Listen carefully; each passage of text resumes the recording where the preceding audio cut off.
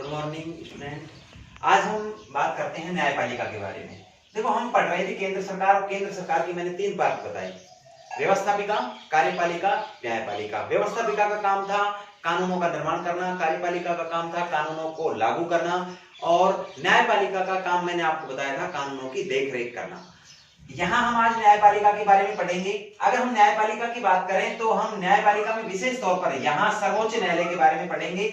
अगर हम भारत के संविधान के अनुच्छेदों की बात करें तो अनुच्छेद 124 से लेकर अनुच्छेद 147 तक न्यायपालिका के बारे में बताया गया है, और विशेष रूप से यहाँ पर सर्वोच्च न्यायालय के बारे में बताया गया है।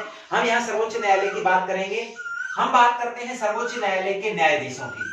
सबसे पहले अगर सर्वोच्च न्यायालय के न्यायाधीशों की बात करें तो यहाँ सर्वोच्च न्यायालय में जो न्यायाधीशों की संख्या है वो संविधान के अनुसार निर्धारित की गई थी।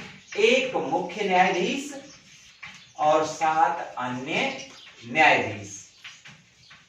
यानी संविधान में जो सर्वोच्च न्यायालय के लिए जो न्यायाधीशों की व्यवस्था की गई उसके अनुसार 1 मुख्य न्यायाधीश होगा और 7 अन्य न्यायाधीश होंगे। लेकिन 2008 में इसमें परिवर्तन किया गया, और 2008 में परिवर्तन करके इन न्यायाधीशों की संख्या में वृद्धि की गई, और 1 मुख्य न्यायाधीश व 30 अन्य न्यायाधीश, अर्थात टोटल न्यायाधीशों की संख्या जो है वो कितनी कर दी गई?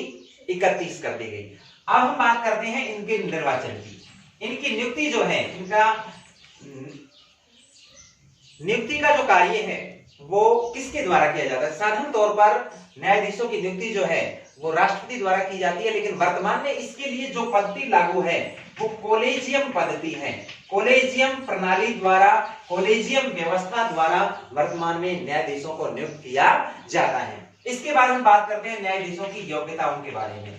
अगर योग्यताओं की बात करें, सबसे पहले वो भारत का नागरिक हो। उसके बाद अगर हम बात करें, वह व्यक्ति जो किसी भी उच्च न्यायालय में, किसी भी राज्य से संबंधित उच्च न्यायालय में या फिर 2 या 2 से अधिक उच्च न्यायालयों में 5 वर्ष तक न्यायाधीश के पद पर कार्य कर चुका हो।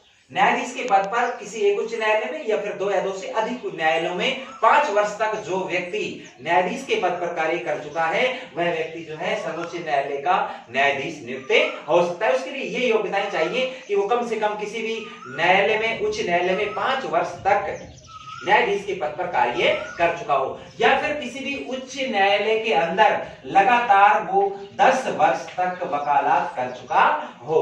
ऐसे व्यक्ति को न्यायाधीश के पद पर सर्वोच्च न्यायालय में नियुक्त किया जाता है। या फिर राष्ट्रपति की नजर में वो कानून का विशिष्ट ज्ञाता हो या कानून के बारे में अच्छी जानकारी रखने वाला हो, तो ऐसे व्यक्ति को सर्वोच्च न्यायालय का न्यायाधीश नियुक्त किया जा सकता है। इसके बाद हम बात करते हैं कार्यकाल के बारे में। सर्वोच्च न्यायालय का जो न्यायाधीश है वो एक बार नियुक्त होने के बाद उसे 65 वर्ष की आयु तक वो अपने पद पर बना रहता है। यानी इनका पद जो है वो पूर्ण रूप से सुरक्षित रहता है। एक बार नियुक्ति के बाद 65 वर्ष की आयु पूरा होने तक कोई भी व्यक्ति सर्वोच्च न्यायालय के न्यायाधीश के पद पर कार्य करेगा जो नियुक्त किया गया है। लेकिन इससे पूर्व अगर इन्हें हटाना है तो इसके लिए उनके ऊपर दुराचार का आरोप जो है वो संसद साबित करे, कदाचार का आरोप जो है ऊपर साबित करे, और संसद के दोनों सदन उसे अलग अलग जो है वो 2/3 बहुमत से पास करें, तो राष्ट्रपति जो है संबंधित न्यायाधीश को उसके पद से हटा सकता है। अन्यथा नियुक्त होने के बाद वो 65 वर्ष की आयु तक अपने पद पर बना रहेगा।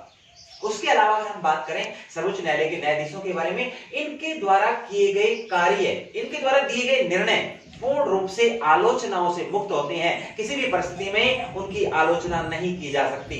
उसके अलावा अगर हम बात करें सर्वोच्च न्यायालय के न्यायाधीशों की, तो सर्वोच्च न्यायालय के न्यायाधीश यहां से पद मुक्ति के बाद इससे किसी भी छोटे स्तर के न्यायालयों में, यानी जो व्यक्ति सर्वोच्च न्यायालय के न्यायाधीश के पद पर कार्य कर चुका है वह किसी भी न्यायालय में वकालत नहीं कर सकता, उनकी वकालत पर पूर्ण रूप से पाबंदी होती है। यानी सर्वोच्च न्यायालय में जो व्यक्ति न्यायाधीश के पद पर कार्य कर चुका है वो किसी भी उससे निम्न स्तर के न्यायालयों में वकालत के तौर पर कार्य नहीं कर सकता, यानी कार्य करने पर उसकी पूर्ण पाबंदी होती है। ये सारी शर्तें किसी भी एक सर्वोच्च न्यायालय के मुख्य न्यायाधीश को नियुक्त होने के लिए और उसके कार्यकाल के संबंध में होती हैं। इसके बाद नेक्स्ट क्लास में हम पढ़ेंगे सर्वोच्च न्यायालय की शक्तियां और क्षेत्राधिकार।